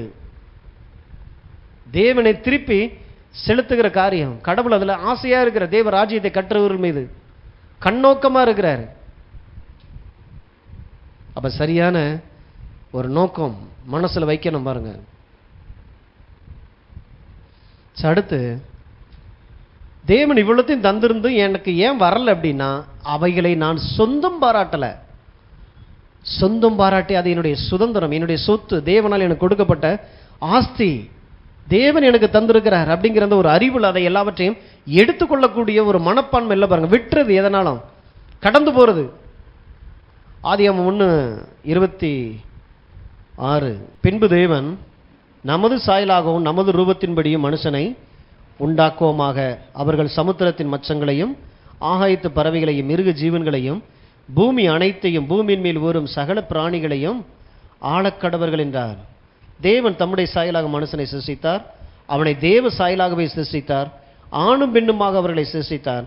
பின்பு தேவன் அவர்களை நோக்கி, நீங்கள் பலுகி பெருகி பூமியை நிரப்பி அதை கீழ்ப்படுத்தி சமுத்திரத்தின் மச்சங்களையும் ஆகாயத்து பறவைகளையும் பூமியின் மேல் நடமாடுகிற சகல ஜீவ ஜந்துகளையும் ஆண்டு கொள்ளுங்கள் என்று சொல்லி தேவன் அவர்களை சொல்றாரு. எல்லாவற்றையும் உண்டாக்கிட்டு, இவைகள் எல்லாம் உங்களுடையது, உங்களுக்காகத்தான் இதை எல்லாத்தையும் உண்டாக்கி இருக்கிறேன், ஆனா நீங்கள் என்னுடையவர்கள். ஆகாய் 2:8, வெள்ளியும் என்னுடையது பொன்னும் என்னுடையது என்று சேனைகளின் கர்த்தர் சொல்லுகிறார். இப்ப அவருடையதா நம்முடையதா? ஆதியாகமம் 1 நம்மகிட்ட கொடுத்துட்டு எல்லாம் உன்னுடையதுன்றாரு, இங்கே சொல்றாரு எல்லாம் என்னுடையது அப்படின்றாரு. இப்ப அவருடையதா நம்முடையதா? அப்ப அவர் சொல்றது, அவர் சிருஷ்டித்ததுனால அது எல்லாம் அவருடையது, அதையெல்லாம் நம்மள்கிட்ட கொடுத்ததுனால எல்லாம் நம்முடையது. லூக்கா 4:5, பின்பு பிசாசு அவரை உயர்ந்த மலையின் மேல் கொண்டு போய் உலகத்தின் சகல ராஜ்யங்களையும் ஒரு நிமிஷத்திலே அவருக்கு காண்பித்து, இவைகள் எல்லாவற்றின் மேலும் உள்ள அதிகாரத்தையும் இவைகளின் மகிமையும் உமக்கு தருவேன், இவைகள் எனக்கு ஒப்பு கொடுக்கப்பட்டிருக்கிறது, எனக்கு இஷ்டமானவனுக்கு இவைகளை கொடுக்கிறேன். முதல்ல சொன்னாரு இது எல்லாம் உன்னுடையது, ஆகாயில சொல்றாரு எல்லாம் என்னுடையது. இப்ப இன்னொரு ஆள் ஒருத்தன் வந்து சொல்றான் இவையெல்லாம் என்னுடையது. இப்ப இதுல எதுதான் உண்மை, என்னதான் நடந்துச்சு? இந்த 3 பேருக்குள்ள நடந்திருக்கிற காரியங்களை குறித்த தெளிவு வந்துருச்சுன்னா, ஒரு சுதந்திரிக்கணும், எனக்குரியதை எப்படி எடுக்கணும் அப்படிங்கிற ஒரு அறிவு வர ஆரம்பிச்சிடும். வேதம் சொல்லுகிறது எல்லாவற்றையும் அவர் சிருஷ்டித்தார், அதனால் எல்லாவற்றுக்கும் அவர் தான் ஓனர், எஜமானன். சிருஷ்டித்ததை தன்னுடைய பிள்ளைகள், தன் சாயல், தன்னுடைய ரூபத்தில் இருக்கிற தன்னுடைய பிள்ளைகளுக்கு அதை எழுதி வச்சார், சொத்து எழுதி வச்சார். ஆனா இந்த பிள்ளை என்ன ஆயிடுச்சுன்னா, அந்த காலத்துல சில கதைகள்லாம் சொல்றாங்க இல்லையா, அந்த சூதாட்டத்துல சொத்து எல்லாத்தையும் வச்சு, சொத்து பத்திரத்தை வச்சு கடைசியில் பார்த்தீங்கன்னா கொடுக்குறதுக்கு ஒன்றும் இல்லை, தன் பொண்டாட்டியவே சூதாட்டத்தில் வச்சுலாம் சூதாடின புராண கதைகள்லாம் இருக்குது இல்லையா. அப்போ இங்கே என்ன ஆச்சு அப்படின்னா, தனக்கு கொடுக்கப்பட்ட அந்த விலையேற பெற்ற தேவனுடைய நன்மைகளை இவை எல்லாம் எனக்கு ஒப்பு கொடுக்கப்பட்டிருக்கிறது. பிசாசு அழகா சொல்றான் பாருங்க, இவை எல்லாம் எனக்கு ஒப்பு கொடுக்கப்பட்டிருக்கிறது. நீர் தரல, ஆனா நீர் யார்கிட்ட கொடுத்தீரோ அவன் கொண்டு வந்து என்கிட்ட ஒப்பு கொடுத்துட்டான். எப்படி ஒப்பு கொடுத்தான்? பாவத்து நிமித்தமாக. மனிதன் பாவம் செய்யும் போது புசிக்கிற நாளிலே சாகவே சாவாயின்னு சொன்னார். தேவ வார்த்தையை தட்டிட்டு தேவன் எனக்கு தேவையில்லை, என் வாழ்க்கையை நான் வாழ்ந்துக்கிறேன்னு சொன்ன அந்த ஒரு நாள்ல முதலாவது வைக்க வேண்டிய அந்த பிரமாணத்தை அவன் மீறின பொழுது நடந்த விஷயம். கடவுளை முதல்ல வைக்க வேண்டிய இடத்துக்கு பதிலா அந்த ஸ்தானத்தை தானே ஏறி உட்கார்ந்துடலாம் அப்படின்னு சொல்லி நினைச்சிட்டு இருக்கிற ஒரு பிசாசுக்கு இடத்தை கொடுத்து தேவ வார்த்தைக்கு விரோதமான வேலையை செய்ய ஒரு மனிதன் தீர்மானித்த போது நடந்த விளைவு இவை எல்லாம். எனக்கு அவன் மாத்திரம் என்கிட்ட வரல, அவனுடையது எல்லாம் என்னிடத்துல வந்திருக்குது. இப்ப அவனும் எனக்கு அடிமை, அவனுக்கு கொடுக்கப்பட்ட எல்லாம் இப்ப என்னுடையது. லீகலா நின்று பேசிட்டு இருக்கிறான் இயேசுட்ட. இந்த உலகம், உலகத்தில் உள்ள எல்லா ஆஸ்திகளும் எனக்கு ஒப்பு கொடுக்கப்பட்டிருக்கிறது, எனக்கு இஷ்டமானவனுக்கு இவைகளை நான் கொடுக்கிறேன், எனக்கு இஷ்டமானவனுக்கு. அப்ப பூமி ஏன் இப்படி இருக்கு தெரியுதா? தீவிரவாதிகள் கையில எப்படி எவ்வளவு பணம் இருக்குது, உலகத்தை அழிக்கணும், உலகத்தை நாசம் பண்ணணும் அப்படிங்கிறவங்க எப்படி வாழ்ந்துகிட்டு இருக்கிறது எப்படி தெரியுதா? இது எல்லாமே தேவன் மனிதனாகிய தன்னுடைய பிள்ளைகளுக்கு கொடுத்தது. அப்ப இன்னைக்கு தேவ புத்திரர்கள் எழும்பணுன்றாரு. இன்னைக்கு பாவம் மன்னிக்கப்பட்ட தேவ பிள்ளைங்க எழும்பி வந்து தேவன் தன்னுடைய பிள்ளைகளுக்கு என்னவெல்லாம் செய்து கொடுத்தாரோ எல்லாவற்றையும் இழந்து போனது. எல்லாம் தகப்பனுடைய சொத்து. பிசாசினுடைய எல்லைகளை நீ சுதந்தரிப்பாய். அந்த வேகம் உள்ள வரணும், சுதந்திரிக்கிற அந்த ஆசை. ஆனால் இன்னைக்கு தேவ பிள்ளை என்ன பண்ணுதுன்னா, இது எந்த அறிவும் இல்லாமல் பரலோகத்துக்காக என் கையில் காசுக்காக என்ன பண்ணுறேன்னா, நான் என் நேரமும் ஜெபிக்கிற ஒரு ஆளாவே மாறிடுறேன். பரலோகத்தை பார்த்துட்டு இருக்கிறோம். பரலோகத்தில் காசு அச்சடிக்கிறது இல்லை, பூமியில தான் உங்களுக்கு வேண்டியது எல்லாமே இருக்குது. இந்த ரிசர்வ் பேங்க் இங்கே அடிக்கப்பட்ட ஒரு ஒரு பணம் தான் உங்களுக்கு இந்த பூமியில வேலை செய்ய உதவும். ஆகையினால தான் இதுக்காக நீங்க ஜெபிக்க வேண்டிய அவசியம் இல்லை, பிரமாணங்களை கற்றுக்கொள்ள வேண்டியது அவசியம். முதலாவது தேவனுடைய ராஜ்யத்துக்கு, தேவ சத்தத்துக்கு நான் கீழ்ப்படுகிறேன் ஆண்டவரே. இப்படி கீழ்ப்படிந்து தேவன் எனக்கு கொடுத்திருக்கிற எல்லா நன்மைகளையும் சத்துருவின் கரத்திலிருந்து எடுக்க தெரியணும். ஆகையினால தான் தரித்திரம் அப்படிங்கிறது உங்க வாழ்க்கையில தரித்திரத்தை போட்டுட்டு பாவம் செய்கிற வாழ்க்கையில இந்த உலகத்தை அழிக்க நினைக்கிறவனுடைய வாழ்க்கையில கொண்டு போய் அதை வைக்கும் போது இந்த உலகத்தை அழிக்கிறது அவனுக்கு ரொம்ப சுலபமா மாறிடுது. இன்னைக்கு தேவனுக்கு தேவ ராஜ்யத்தை கட்டுவதற்கு தேவன் தன்னுடைய பிள்ளைகளை தேடிக்கிட்டு இருக்கிறாரு. ஆகையினாலதான் பிசாசின் கையிலிருந்து அதை பிடுங்கி எடுக்கிறது இன்னைக்கு நம்மளுடைய பிறப்புரிமையா மாறணும். அப்ப ஒவ்வொரு நாளும் ரட்சிக்கப்பட்ட தேவனுடைய பிள்ளைங்க விசுவாசத்துல பேசணும். பிசாசே, என்னுடைய பணத்திலிருந்து என்னுடைய அசுத்த கரத்தை எடு. வாயை திறந்து சொல்றதுக்கு முதல்ல வரும் பாருங்க. ஜெபிச்சுக்கிட்டு இருக்கிறதுல கெஞ்சிற ஆண்டவரே, மன்றாடுற ஆண்டவரே, எப்படியாவது இந்த கடன் அடைக்க எனக்கு உதவி செய்யுங்க. அது எங்க இருக்குது? எப்படி அவர் உதவி செய்கிறார்? வார்த்தை அனுப்பி சுகமாக்குகிற அதே தேவன் வசனத்தை அனுப்பி தான் உங்களை பண விஷயத்துல விடுதலை ஆக்குகிறார். அப்ப வார்த்தை என்ன சொல்லுது? சொல்லுது இல்லையா, எல்லாவற்றையும் நான் உன் கையில தந்தேன். மனிதனுடைய பிரதிநிதியா இருக்கிற ஆதாம் பிசாசின் கையில கொடுத்தான். இன்னைக்கு பிசாசின் கையிலிருந்து எடுப்பதற்கு தான் நான் உன்னை ரசித்திருக்கிறேன். இன்னைக்கு உன்னுடைய பொக்கிஷங்கள், அதனாலதான் வெண்கல கதவுகள். ஏன் வெண்கல கதவு போட்டிருக்குது? உங்ககிட்ட வந்துடக்கூடாதபடி இருப்பு தாழ்பால்கள் போட்டு அதை ஸ்ட்ராங்கா உங்ககிட்ட வந்துடக்கூடாதபடி ஆண்டவர் சொல்றாரு. உங்ககிட்ட வரக்கூடாதபடி வெண்கல கதவுகள், இருப்பு தாழ்பால்கள், அந்தகாரங்கள் ஒளிப்பிடங்களுக்குள்ள கொண்டு போய் ஒளிச்சு வச்சிருந்தாலும் அவைகளை நான் எடுத்து உனக்கு தருகிறேன் அப்படின்னா அதை பெற்றுக்கொள்ளக்கூடிய மனநிலை நமக்கு வேணும் இல்லையா?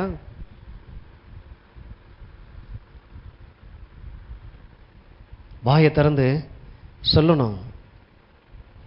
உலகத்தினுடைய ஐஸ்வர்யம் நான் அனுபவிப்பதற்கு என் தேவனால் எனக்கு கொடுக்கப்பட்டது.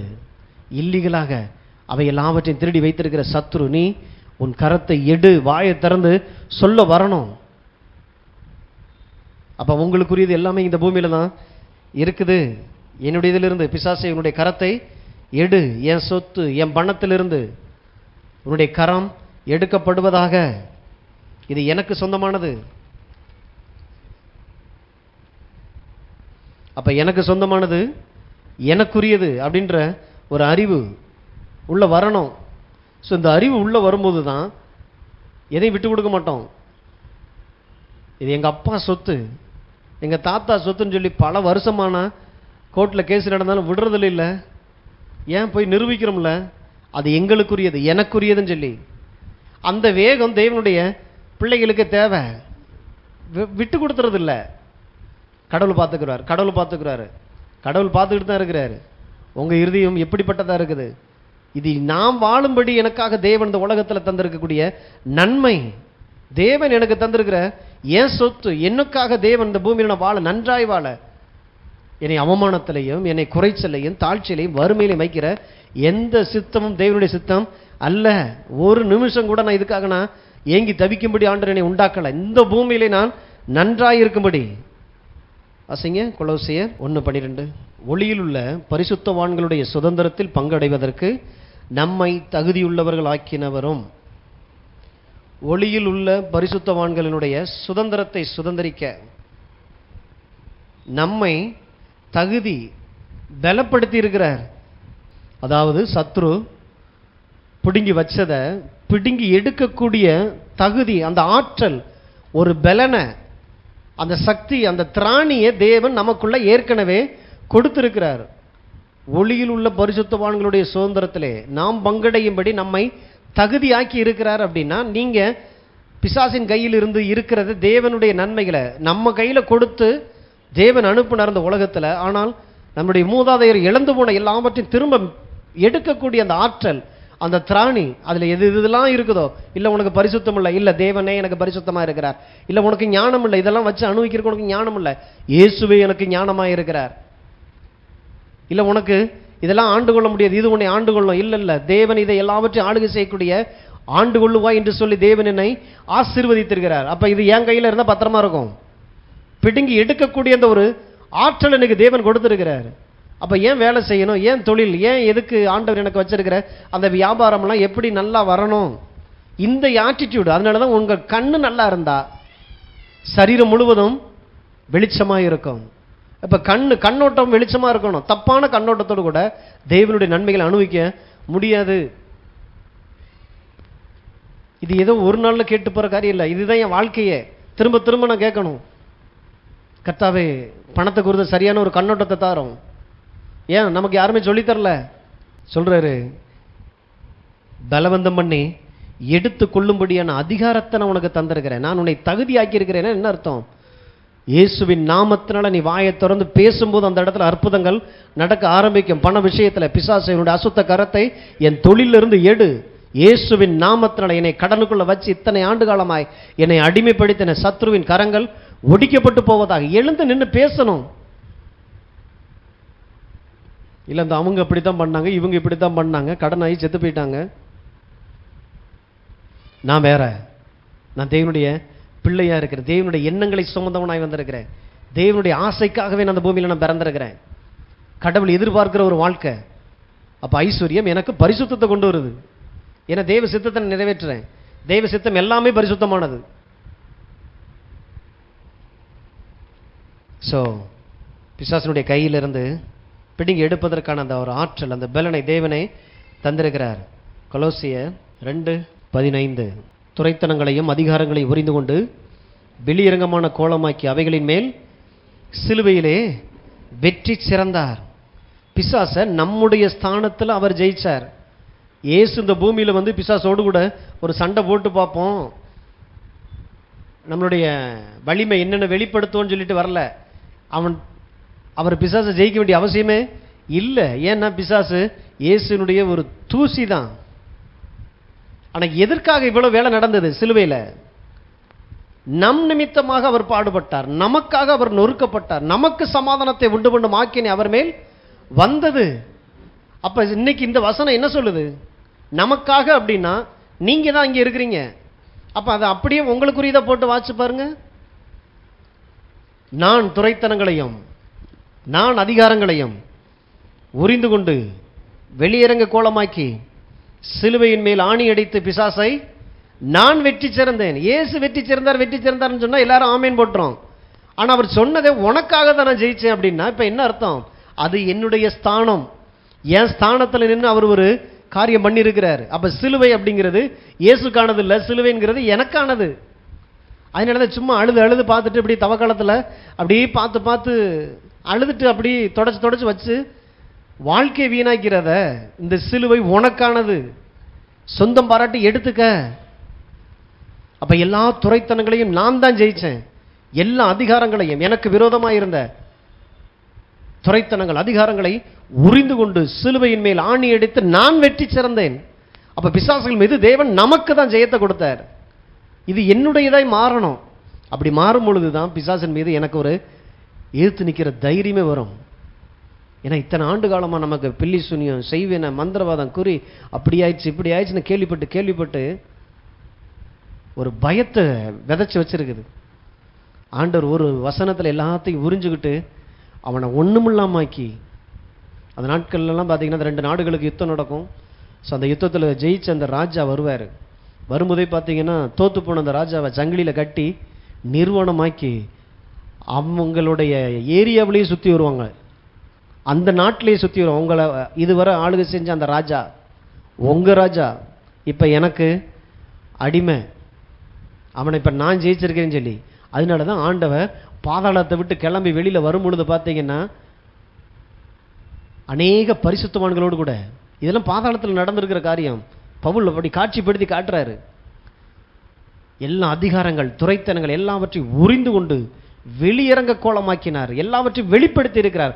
சத்ரு நித்தியத்திற்கும் தோற்கடிக்கப்பட்டவன் அப்படின்னு சொல்லி வெளிப்படுத்தி சங்கிலியில கட்டி தரன்னு அப்படி இழுத்துட்டு வந்திருக்கிறாரு. சுத்தி வந்த அந்த காட்சி. ஆனா நம்ம இன்னைக்கு என்ன பண்றோம்? எலுமிச்சம்பழத்தை போட்டாங்க, முட்டையை போட்டாங்க, என்னமோ செஞ்சு வச்சுட்டாங்க. சின்ன சின்ன வார்த்தைகளாக நம்மளை அதிரியப்படுத்துறது. எவ்வளவு பெரிய சத்தியம் மறைக்கப்பட்டதா இருக்கு. எல்லாரும் சொல்லுவோம், இயேசுவின் நாமத்தினாலே நான் சிலுவையிலே பிசாசினுடைய எல்லா துரைத்தனங்களையும் எல்லா அதிகாரங்களையும் உரிந்து கொண்டு வெளியரங்க கோலமாக்கி சிலுவையின் மீது நான் பிசாசை ஜெயித்திருக்கிறேன். தாங்க சத்தியம். இதான் சத்தியம். இயேசு ஜெயிச்சார். இயேசு ஜெயிக்க வேண்டிய அவசியமே இல்லை. ஏன்னா அவர் பாவம் செய்யவும் இல்லை, பிசாசுக்கு இயேசுக்கு சம்பந்தமே இல்லை. நம்ம தான் இழந்து போனோம். அதனால தான் நம்மை போல அவர் ஆனார். இம்மானுவேல். உங்களை போல என்ன போல ஒரு சரீரத்துக்குள்ள வந்தார். ஒரு தேவன் சரீரத்துக்குள்ள வர்றது எவ்வளவு பெரிய அவமானம். ஆறறிவு மனுஷனை உள்ள வர்றாரு. அண்ட சராசரத்தை உருவாக்கின தேவன் அவமானத்தை எடுத்துக்கிட்டாரு. எதுக்காக? என் பிள்ளைகளை ஜெயிக்க வைக்கணும் இந்த பூமியில. இன்னைக்கு பிசாசினுடைய தலை சிலுவையில உடைக்கப்பட்டது. உடைச்சது நான். அப்படி சொல்ல தெரியணும். அதனாலதான் பவுல் சொல்றார், அவருடைய மரணத்திற்குள்ளாக அந்த ஐக்கியத்தை நான் விரும்புகிறேன்றார். அவரோடு கூட நானும் மரித்து எப்படியாகிலும் அவரோடு கூட உயிர் தெள்ளணும், அதற்காக நான் பிரயாசப்பட்டு இருக்கிறேன்றார். அப்ப இயேசு ஜெயிச்சார். இல்ல, நான் ஜெயிச்சேன். சிலுவையில் நான் தான் சத்ருவினுடைய தலையை உடைச்சேன். இந்த மண்ணில் வந்தா அடுத்து என்ன செய்யறது வந்துடும். இன்னைக்கு எனக்கு வர வேண்டிய எல்லா நன்மைகள், எல்லா ஐஸ்வர்யங்கள், ஆசீர்வாதங்கள் தேவ ராஜ்யத்திற்காக நான் வேலை செய்யும்படி, விதைக்கும்படி சில நேரங்களை செய்யணும்னு தோணும். ஆனால் கையில் ஒன்றும் இருக்காது பாருங்க. அந்த நேரம் பார்த்தீங்கன்னா மனசுக்குள்ள ஒரு நெருக்கமான ஒரு சூழ்நிலை இருக்குல்ல, செய்ய ஆசை இருக்கும், ஆனால் செய்யறதுக்கு கையில் திராணி இருக்காது. எப்பொழுதும் எல்லாவற்றிலும் சம்பூர்ண உடையவளாக இருப்பதற்கு தான் ஆண்டவர் நம்மளை அழைச்சிருக்கிறார். சகல விதமான கிருபைகளை உங்களில் அவர் பெருகச் செய்ய வல்லவராயிருக்கிறார். எப்பொழுதும் எல்லாவற்றிலும் சம்பூர்ண உடையவளாக இருக்கணுமா? அப்ப பிசாச நம்முடைய ஸ்தானத்தில் ஜெயிச்சதுனால இன்னைக்கு நான் தான் வெற்றி சிறந்திருக்கிறேன்.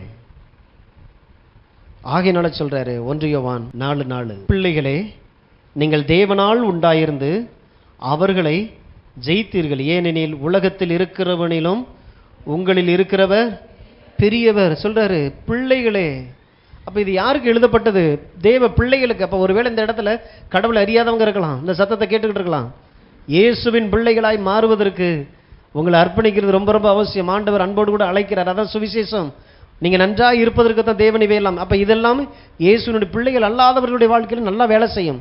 அது தரித்திரமா இருக்கட்டும், பில்லி சூன்யமா இருக்கட்டும், பிசாசின் கிரிகளா இருக்கட்டும், நல்லா வேலை செய்யும். இயேசு சொந்த ரட்சகராய் ஆண்டவராய் ஏற்றுக்கொள்ளு. இயேசுக்கு நம்முடைய வாழ்க்கையை அர்ப்பணிச்சு இந்த பூமியில தேவ சித்த நிறைவேறுவதற்கு, என் வாழ்க்கையில் நிறைவேறதுக்கு என்னை நான் தர்றேன் ஆண்டவரே. என் ஆவி, என் ஆத்துமா, என் சரீரம், என்னுடைய உணர்வுகள், என்னுடைய தொழில், என்னுடைய வியாபாரம், பணம், எல்லாவற்றிலும் ஆண்டவரே நீர் வேலை செய்யுங்க. உங்க பாதத்தில் என்னை நான் அர்ப்பணிக்கிறேன். தேவனுடைய பிள்ளைகளுக்கு தான் ஆண்டவர் எழுதுறார், பிள்ளைகளே, நீங்கள் தேவனால் உண்டாயிருந்து அவர்களை ஜெயித்தீர்கள். ஜெயித்ததுனால் இப்ப சொல்ல முடியும், உலகத்தில் இருப்பவர்களில் உங்களுக்குள்ளாய் இருக்கிறவர் பெரியவர், பெரியவர், பெரியவர். பெரிய தேவன் இன்னைக்கு உங்களுக்குள்ள இருக்கிறார். ஆகையினால சத்துருவினுடைய கரத்தில் இருந்து உங்களுக்குரியதை எடுக்கிறதுக்கான ஆற்றல் உங்களுக்குள்ள ஏற்கனவே இருக்குது, பலன் இருக்குது. இல்லை எனக்கு வேலை இல்லை, இல்லை எனக்கு படிப்பு இல்லை, எனக்கு அந்த திறமை இல்லை, இல்லை நான் அந்த குடும்பத்தில் நான் பிறக்கலை, எங்கள் அப்பா அம்மா ரொம்ப கஷ்டப்பட்டவங்க, அதனால நானும் கஷ்டப்படுறேன். நீங்களே உங்களுக்கான தலையெழுத்தை எழுத வேண்டிய அவசியம் இல்லை.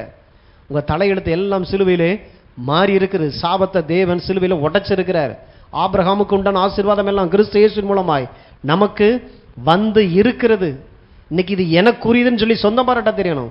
உழைக்கிறதுக்கு பார்த்தீங்கன்னா 1 ஷிஃப்ட் போடுவோமா, 2 ஷிஃப்ட் போடுவோமா, இல்லை அதை அடைக்கணும் இதை அடைக்கணும் 3 ஷிஃப்ட்டும் போட்டுருவோம். அதுவும் பத்தலை, 4 ஷிஃப்ட்டும் போட்டு சீக்கிரம் போய் சேர்ந்துருவோம். தூக்கத்தை தொலைச்சு, சாப்பாடை தொலைச்சு. ஐயா ரொம்ப கடின உழைப்பாளி, சீக்கிரம் போய் சேர்ந்துட்டாரு. அவரை மாதிரி யாரும் உழைக்க முடியாது. ஆண்டவர் இங்கே உழைப்பை பேசல, தேவ கிருபைய, தேவனை குறித்ததான சத்தி தெரிகிற அறிவு. கடவுள் தான் உழைப்பை தந்தார், வேலையை தந்தார். ஆனால் அதில் சந்தோஷம் இருக்கணும், இன்பம் இருக்கணும், உங்களுக்குள்ள இருந்து ஆற்றல் திறமைகள் வெளிப்படுறதா இருக்கணும். கடன்காரனுக்காக ஓடுறது இல்லை. இல்லை என் வீட்டில் இத்தனை பிள்ளை இருக்கு, அத்தனை பிள்ளை இருக்கு. பிள்ளைங்கள் கர்த்தருடைய சுதந்திரம். எனக்காக வளர்த்து கொடுன்னு அவர் கொடுத்துருக்கிறார். பிள்ளையை வளர்க்குறதுக்கு எப்படி மோசை வீட்டுக்கு மாதம் மாதம் தாய்ப்பால் கொடுக்கறதுக்கு அரண்மனையிலேருந்து பணம் போச்சு இல்லை, ஸோ அதுதான் பிள்ளையை வளர்க்குறது. அதான் விசுவாசத்தில் பிள்ளை வாழ்கிற வாழ்க்கை. வரும் இயேசுவின் நாமத்தினால. எப்படி பிள்ளையை கட்டி கொடுக்க போகிறோம்? தங்க விலை ஏறிக்கிட்டு இருக்குது. என்ன எப்படி இதெல்லாம் சாத்தியம்? கட்டி கொடுப்போம் இயேசுவின் நாமத்தினால. என் பிள்ளைகள் கர்த்தரால் ஆசீர்வதிக்கப்பட்ட பிள்ளைகளாக இருக்கிறார்கள். கர்த்தர் வானத்தை திறந்து என் பிள்ளைகளுக்கான தேவைகளை அவர் சந்திக்கிறவரை. இதெல்லாம் வாலிப வயசுலேயே பிடிச்சுக்கணும் பாருங்க. வாலிப பிள்ளைங்க இப்பயே பிடிச்சுக்கணும். நாம் தேவனால் ஆசீர்வதிக்கப்பட்ட சந்ததி. லூக்கா 3:38. ஆண்டவர் பார்த்தீங்கன்னா பெத்தெடுக்கும் போது ஒவ்வொருத்தராக சொல்லிட்டு வர்றார் யார் யார் யார் யாரெல்லாம் பெத்தாங்கன்னு. ஆனால் ஏனோ சேத்தின் குமாரன், சேத் ஆதாமின் குமாரன், ஆதாம் தேவனால் உண்டானவன் இருக்கு இல்லையா, ஆதாம் தேவனுடைய குமாரன். அப்படியே தான் போட்டு வருது. உண்டானவன் போட்டிருக்கு. இல்லை, ஆதாம ஆண்டவர் தான் பெத்தெடுத்தாராம். அப்போ வம்ச வரலாறுல வரும்பொழுது மனுக்குலம் மனிதர்கள், இந்த பூமியில் பிறந்திருக்கிற அத்தனை மனிதர்களும் தேவனால் பிறந்தவர்கள். தேவன் தான் பெற்று எடுத்தார். ஆகையினால தான் தைரியமாக சொல்ல தெரியணும், நான் இயேசுவின் பிள்ளையாயிருக்கிறேன். அப்போ பிள்ளைகளுக்கு என்னெல்லாம் வைக்கப்பட்டதோ அத்தனையும் எனக்குரியது. நான் இந்த பூமியில் என்னோட கொடுக்கப்பட்ட அந்த அழைப்பை நிறைவேற்றுவதற்கு தேவையான பண விஷயங்கள் எல்லாம் இந்த பூமியில் தான் ஏற்கனவே தேவன் வைத்திருக்கிறார். அதை சொந்தம் பாராட்டி எடுக்க தெரியணும். அறியாமல் இருளில் இருந்து விலகணும், அறிவை வளர்த்துக்கிறணும், நல்லா படிக்கணும், ஒழுங்கா வேலை செய்யணும், ஒழுக்கமான ஒரு வாழ்க்கை வாழணும். அப்போ எல்லாம் தானா நடக்காது. தானா நடந்திருந்தா நேரம் வந்து நடந்திருக்கும். கடவுள் உங்களை விட ரொம்ப நல்லவர். எல்லார் வாழ்க்கையிலும் தானெல்லாம் நடக்கிறது இல்லை. பிரமாணங்களை கற்றுக்கொள்றாங்க. அப்போ தேவ பிள்ளை நான் இருள இருந்து கஷ்டப்படுவது எப்படி உள்ள வரணும்? உள்ளுக்குள்ள அந்த கேள்வி வரும். நான் எப்படி தரித்திரத்தில் இருக்கலாம்? நான் எப்படி தாழ்ச்சியில் இருக்கலாம்? வேர்மையில் இருக்கலாம்? கேள்விகள் உள்ள வரணும். இந்த கேள்விக்கான பதில் தான் நான் தேவ பிள்ளை இப்படி இருக்க மாட்டேன்னு சொல்லி உதறி எந்திப்பீங்க. இல்லை அங்கே மாதிரி எங்களுக்கு சம்பாதிக்க தெரியல, இவங்களை போல சம்பாதிக்க தெரியல. ஐஸ்வர்யத்தை சம்பாதிப்பதற்கான பலனை தருகிற என் தேவனாகிய கர்த்தர் எனக்குள்ளாக இருக்கிறார். அவர் இந்த உலகத்தில் இருக்கிறவனிலும் பெரியவர். இந்த உலகத்தில் இருக்கக்கூடிய எப்படிப்பட்ட பணக்காரர்களாக இருக்கலாம், அவர்களை பார்க்கலும் பெரிய கிறிஸ்து ஐஸ்வர்யத்தை சம்பாதிக்கிறதுக்கான பலனை தருகிறவர் எனக்குள்ளாக ஏற்கனவே இருக்கிறார். உடச்ச வெளியில வர்றது பாருங்க. இதுல சரியாகும் பொழுது வாழ்க்கையே பரிசுத்தமாயிரும் தெரியுமா? ஒழுங்கா வேலைக்கு போய் பணம் சம்பாதிக்கிறவங்கள பாருங்க, கண்ட இடத்துல இருக்க மாட்டாங்க, கண்ட பழக்க வழக்கங்களை வைக்க மாட்டாங்க. எவ்வளவு பெரிய பரிசுத்தம் வந்துடும்.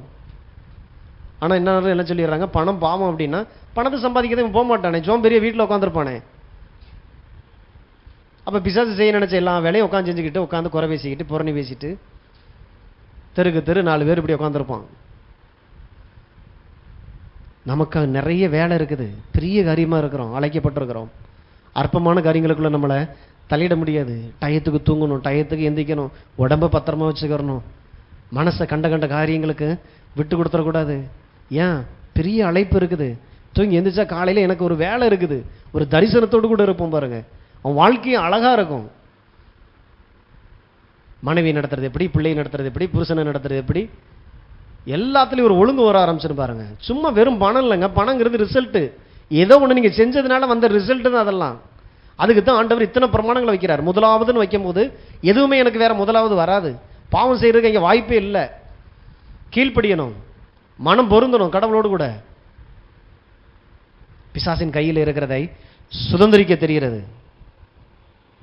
நான் தேவனுடைய பிள்ளையாக இருக்கிறேன். 1 யோவான் 3:1. நாம் தேவனுடைய பிள்ளைகள் என்று அழைக்கப்படுவதினாலே பிதாவானவர் நமக்கு பாராட்டின அன்பு எவ்வளவு பெரிதென்று பாருங்கள். உலகம் அவரை அறியாதபடினால் நம்மையும் அறியவில்லை. உலகத்துக்கு தெரியாதனால, அவரை தெரியாதனால என்னையும் தெரியாது. அதனால நம்மளை பார்க்கும்போது எல்லாமே விகற்பமாக பார்க்கும். நாம் பண்ணுற எல்லாமே தப்பான காரியமாக தெரியும். ஆனால் நான் தேவனுடைய பிள்ளைகளாய் இருக்கிறோம். அதனால தான் தேவ பிள்ளை குறைச்சல இருக்க கூடாது, வறுமையில் இருக்கக்கூடாது. இன்னைக்கு நான் நல்லா இருந்து என் பிள்ளைங்களை ஏதோ ஒரு தரித்திரமான ஒரு வறுமையான ஒரு வாழ்க்கைக்குள்ளே வச்சு விட்டேன் அப்படின்னா நான் ஒரு நல்ல தகப்பனா இருக்க முடியாது. நமக்கே அது உதைக்குது.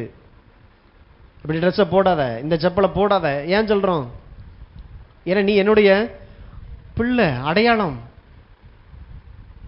எக்கேற்கிட்டு போனா என்ன? அப்படி இருக்க முடியாது. பாவிகள் நம்மளுடைய பிள்ளைகளுக்கே நாம் நல்ல காரியங்களை செய்யும்போது பரமதேவன் அவருடைய பிள்ளைகளுக்கு நன்மையானவைகளை செய்வது அதிக நிச்சயம் அல்லவா? ஒரு வெளிச்சம், ஒரு அறிவு வரணும். அதனாலதான் இவை இந்த பிரமாணங்கள் எல்லாம் கற்றுக்கொண்டு செயல்படுத்துங்க.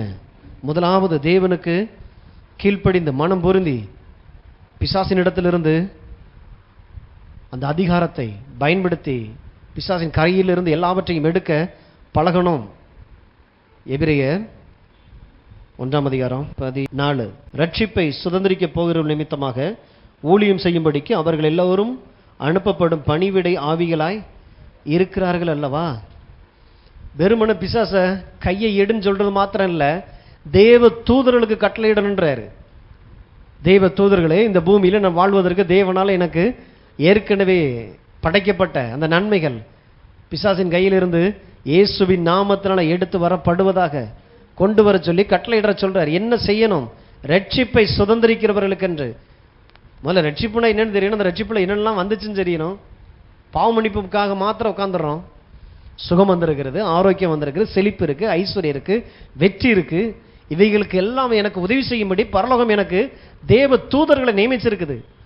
நான் தான் அவைகள் எல்லாவற்றையும் பயன்படுத்தணும். பயன்படுத்தவே இல்லை அப்படின்னா அப்படி இருக்கும். இன்னைக்கு நான் மறுபடி பிறந்திருக்கேன். இன்னும் என் அப்பா அம்மா கதை, தாத்தா பாட்டி கதை பேசக்கூடாது. எங்க அப்பாவுக்கு அவ்வளவுதான் முடிஞ்சிச்சு, அப்ப என்னால இவ்வளவுதான் முடியும். என்னுடைய அப்பா இன்னைக்கு இயேசுவா இருக்கிறார்.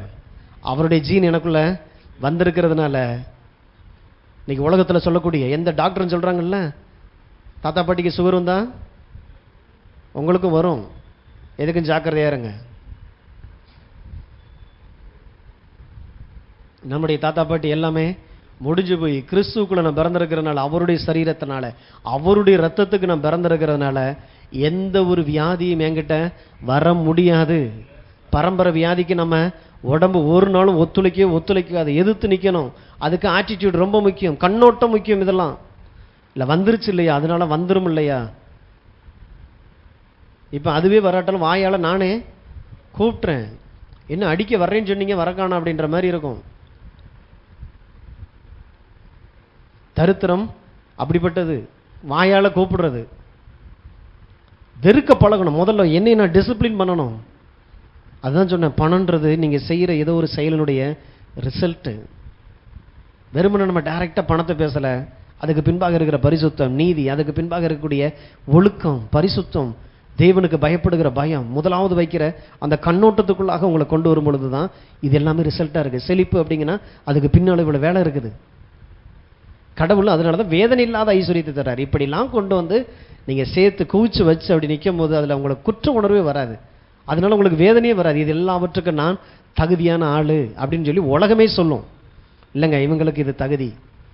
ஏன், எங்கேயோ ஒரு காலத்தில் அப்படி இருந்தாங்க, தங்களை கற்றுக்கொண்டாங்க, கடவுளுக்கு பயந்தாங்க, இவங்க ஜெபிக்கிற குடும்பம், வார்த்தை மாறாமல் பேசுவாங்க. அதனுடைய விளைவைப்பை அனுபவிக்கிறாங்க. உண்மையிலேயே இந்த தேவன் நல்லவர், அழகா இவங்களை நடத்திட்டு வந்தாங்க. ஸ்டெப் பை ஸ்டெப்பாக இவங்க வாழ்க்கை வளர்ந்துருக்குது, நாங்கள் கண்ணார பார்த்தோம். இதுதான் கடவுளுக்கு நீங்கள் சாட்சியாக வாழ்கிற வாழ்க்கை. வாழ போகிறது 100 வயசு 120 வயசு, ஆமே வாழல. அட்லீஸ்ட் அந்த ஒரு வாழ்க்கையாவது கிறிஸ்துவுக்காக இப்படி ஒரு தரமான ஒரு சாட்சியை வைக்கக்கூடிய ஒரு வாழ்க்கை வாழணும். அதுக்கு தான் ஆண்டவர் நம்மளை அழைத்திருக்கிறார். அப்ப தேவ தூதர்களை கொண்டு வர்றதுக்காக கடவுளால் எனக்கு ஏற்படுத்தப்பட்ட நன்மைகளை, தேவ தூதர்களே இயேசுவின் நாமத்தில் நான் கட்டளையிடுகிறேன், எல்லாவற்றையும் கொண்டு வரும்படி வாயை திறந்து பேசணும். நம்மளை செழிப்பாக்க, வாசல்களை திறக்க தேவ தூதர்கள் அற்புதமாக வேலை செய்வாங்க பாருங்க. எல்லாம் நம்ம பயன்படுத்தி பார்க்கல. உங்க தொழிலுக்காக தேவ தூதர்கள் இறங்கி வேலை செய்வாங்கங்க. தேவ தூதர்கள் நம்ம என்ன நினைச்சிட்டோம்னா ஊழியத்துக்கு தான். அன்றாடம் உங்க பிள்ளைகளை பாதுகாக்கிறதுல இருந்து ரட்சிப்பை சுதந்திரிக்கிறவர்கள் நிமித்தமாக நியமிக்கப்பட்ட பணிவிடைகளின் ஆவிகள், கடவுளுடைய வேலைக்காக மாத்திரம். அப்போ ஒரு மனுஷன் கடவுளுக்காக நிற்க பழகிட்டான், தேவன் சொன்ன வார்த்தைக்கு கீழ்ப்படி ஆரம்பிச்சிட்டான்னா பரலோகம் எவ்வளோ பெரிய ஒரு பாதுகாப்பு, எவ்வளோ பெரிய ஒரு பராமரிப்பு உதவி செய்து பாருங்க. அந்த மனிதன் செழிப்பாக இருப்பதற்கு கடவுள் கொடுத்துருக்கக்கூடிய மிகப்பெரிய ஆசீர்வாதங்கள் தான் இது எல்லாமே. ஆமே, விசுவாசிங்க, தீர்மானிங்க. முதலாவது உங்கள் வாழ்க்கையில் தேவனுக்கு இடத்தை கொடுக்க பழகுங்க. சொந்த பந்தம்லாம் ரெண்டாவது. எல்லா உறவுகளும் கடவுளை மறைக்கக்கூடாது. எந்த உறவும் தூரம் வச்சுட்டு தேவன் எதிர்பார்க்கக்கூடிய அந்த ஒரு வாழ்க்கை, கடவுளுடைய சத்தத்துக்கு கேட்டு கேட்டு கேட்டு மனம் பொருந்தி, எனக்கு சில நேரங்களில் கீழ்ப்படிய முடியல, சில நேரங்கள் எனக்கு கஷ்டமா இருக்குது, கடினமா இருக்குது. கர்த்தாவே நீர் நல்லவர், உம்முடைய சத்தத்துக்கு நான் மனம் பொருந்துற ஆண்டவரே. மனம் பொருந்தி செவி கொடுங்க, கீழ்ப்படிங்க. தேசத்தின் நன்மையை புசிக்கிறவர்களா இருப்பீங்க. அடுத்து பிசாசின் கையில் இருக்கக்கூடிய என்னுடையது. அப்ப பிசாசு இன்னைக்கு இயேசு ஜெயிக்கல, நான் தான் சிலுவையில் ஜெயிச்சிருக்கிறேன். உங்களை பாருங்க, நீங்க தான் சிலுவையை சுமந்தது, நீங்க தான் அடிபட்டது, நீங்க தான் வாதிக்கப்பட்டது, உங்க தாடி மயிர் தான் பிடுங்கப்பட்டது, உங்க மூஞ்சில தான் அன்னைக்கு துப்புனாங்க, உங்களுக்கு தான் கன்னத்தில் அரைஞ்சாங்க, உங்களை தான் விழாவில் குத்துனது, காலில் குத்துனது, எல்லாமே எதுக்கு? ஒரே ஒரு காரியம், நான் செய்த பாவத்துக்கு. அப்ப பாவத்துக்கு தண்டனை அனுபவிச்சுட்டேன், இன்னைக்கு நான் உயிர் தெழுந்தவனா வந்து நிற்கிறேன். இப்ப கிறிஸ்தவ வாழ்க்கை நீங்க ஆரம்பிச்சு பாருங்க, எல்லாமே தெளிவா தெரியும். இயேசுன்னு இயேசுவையே பார்த்துட்டோம். அவர் சொல்றாரு, உனக்காக உனக்காக உனக்காக உன் நிமித்தமாக உன் சாபத்தை. அதனால பவுல் சொல்ற, கிறிஸ்துவோடு கூட நானும் சிலுவையில் அறையப்பட்டேன் அப்படின்னு என்ன அர்த்தம்? ஏன் பாவத்துக்காக நான் தான் அறையப்பட்டிருக்கிறேன். அப்ப நான் செஞ்ச பாவத்துக்கு ஒரே ஒரு தண்டனை தானே, அனுபவிச்சிட்டேன்ல. அப்ப இனி தண்டனை இல்லாத ஒரு வாழ்க்கை தானே. இதான் சுவிசேஷம்.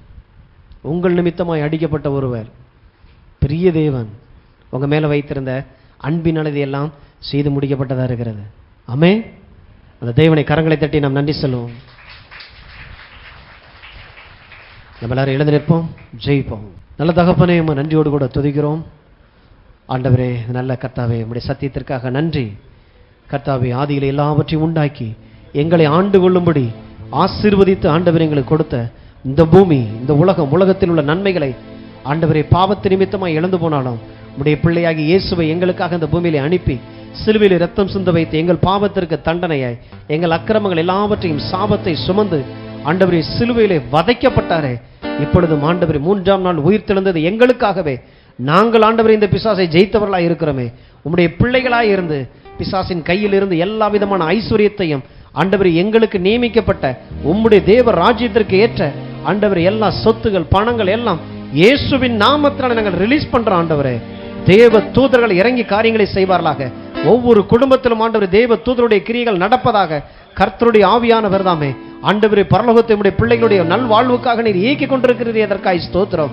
ஆசீர்வதிக்கிறேன். குடும்பங்கள் வாழ்ந்திருக்கட்டும். குடும்பங்களுக்கு விரோதமாய் உருவாக்கப்படுகிற எந்த ஒரு ஆயுதமும் வாய்க்காமலே போவதாக. கையின் பிரயாசங்களிலே தொழிலே தேவரகமான மாற்றம் பெருக்கம் உண்டாகட்டும். ஆண்டவர், வானத்தின் மதகை நீர் திறக்கிற தேவன் என்று சொன்னீரே, மெய்யாகவே நீர் அப்படியாய் செய்கிறீரே. அதற்காய் ஸ்தோத்திரம். ஆசீர்வதிக்கிற ராஜா, வாலிப பிள்ளைகளுக்காய் ஸ்தோத்திரம்.